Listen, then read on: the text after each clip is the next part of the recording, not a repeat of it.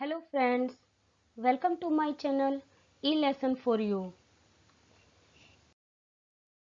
Friends, इस video के part 1 में हमने हिंदी भाषा के विकास के बारे में जाना। आज पार्ट 2 में हम हिंदी भाषा के वर्गीकरण के बारे में जानेंगे, अर्थात हिंदी भाषा में कौन कौन सी उपभाषाएं और बोलियां आती हैं, इसके बारे में जानेंगे। फ्रेंड्स, ये टॉपिक एग्जाम के पॉइंट ऑफ व्यू से मोस्ट इम्पोर्टेंट टॉपिक है। इससे मैक्सिमम टाइम क्वेश्चंस पूछे जाते हैं। तो आइए हम हिंदी भाषा के वर्गीकरण को समझते हैं। जब हम हिंदी भाषा के वर्गीकरण को देखते हैं तो हम पाते हैं कि हिंदी भाषा को 5 भागों में बांटा गया है, अर्थात हिंदी की 5 उपभाषाएं हैं। इन पांचों उपभाषाओं के अंतर्गत 18 बोलियां आती हैं। आइए अब हम इनको अलग अलग समझते हैं।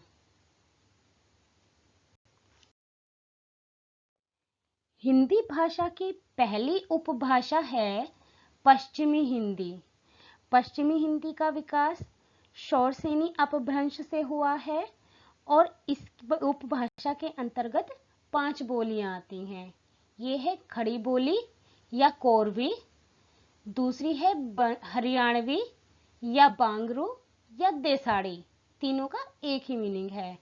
तीसरी है ब्रजभाषा, चौथी है कन्नौजी या निमाड़ी, ये दोनों एक ही हैं, और पांचवी है बुंदेली। इस तरह पश्चिमी हिंदी के अंतर्गत 5 बोलियां आती हैं।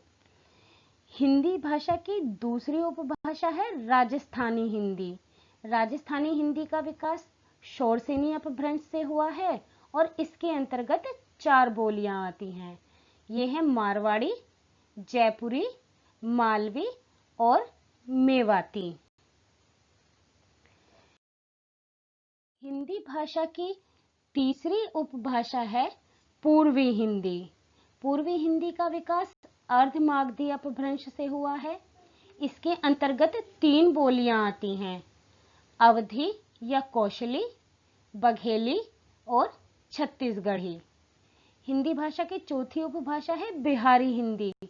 बिहारी हिंदी का विकास मागधी अपभ्रंश से हुआ है और इसके अंतर्गत 3 बोलियां आती हैं, भोजपुरी, मगही और मैथिली। हिंदी भाषा की 5वीं उपभाषा है पहाड़ी हिंदी। पहाड़ी हिंदी का विकास खस अपभ्रंश से हुआ है और इसके अंतर्गत 3 बोलियां आती हैं, हिमाचली, गढ़वाली और कुमाऊनी। ये है हिंदी भाषा का वर्गीकरण, जिसमें हिंदी भाषा की 5 उपभाषाएं और 18 बोलियां हैं। एग्जाम में अगर इससे संबंधित कोई भी प्रश्न आएगा तो उसको करने में आपको ये जानकारी बहुत ही सहयोगी होगी। आइए अब इस टॉपिक से संबंधित कुछ महत्वपूर्ण बिंदु समझ लेते हैं, जिनसे संबंधित प्रश्न एग्जाम में पूछ लिए जाते हैं। पहला बिंदु है, भारतीय संविधान में 22 भाषाओं को मान्यता प्रदान की गई है। तो एग्जाम में कभी कभी पूछ लिया जाता है कि भारतीय संविधान में कितनी भाषाओं को मान्यता प्रदान की गई है, तो 22 भाषाओं को। हिंदी भाषा की लिपि देवनागरी लिपि है। हिंदी भारत की राजभाषा तथा संपर्क भाषा है। अब ये भारत की राजभाषा यानी कि राजकीय कामकाज की भाषा है और लोगों के मैक्सिमम लोगों की संपर्क भाषा भी है। अभी हिंदी को राष्ट्रभाषा बनाने के संबंध में प्रस्ताव है। हो सकता है आने वाले समय में हिंदी भारत की राष्ट्रभाषा भी घोषित हो जाए, लेकिन संपर्क भाषा या राजभाषा के हिसाब से सर्वाधिक प्रयोग की जाने वाली भाषा हिंदी है। हिंदी फिजी देश की भी राजभाषा है। संपूर्ण विश्व में हिंदी भाषा में सबसे अधिक फिल्में बनाई जाती हैं। हिंदी को मानक रूप प्रदान करने का सर्वप्रथम प्रयास किशोरीदास वाजपेयी ने किया था। कामता प्रसाद गुरु को हिंदी का पाणिनि कहा जाता है। पाणिनि कौन थे? पाणिनि ने संस्कृत के व्याकरण की रचना की थी, तो हिंदी में वही स्थान कामता प्रसाद गुरु को प्राप्त है। और उनको ऐसे प्रश्न पूछ लिए जाते हैं कि हिंदी का पाणिनि कौन है, या नाम ले 4 ऑप्शन नाम देके पूछ लिया जाता है कि निम्नलिखित में से हिंदी का पाणिनि किसे कहा जाता है, तो वो है कामता प्रसाद गुरु।